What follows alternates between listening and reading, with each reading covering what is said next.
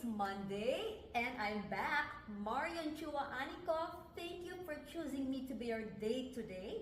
Only here at Mondays with Marion.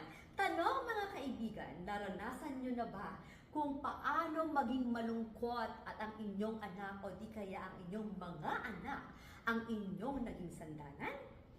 O di naman kaya may pagkakataon ba na tumayo sila na parang inyong mga magulang?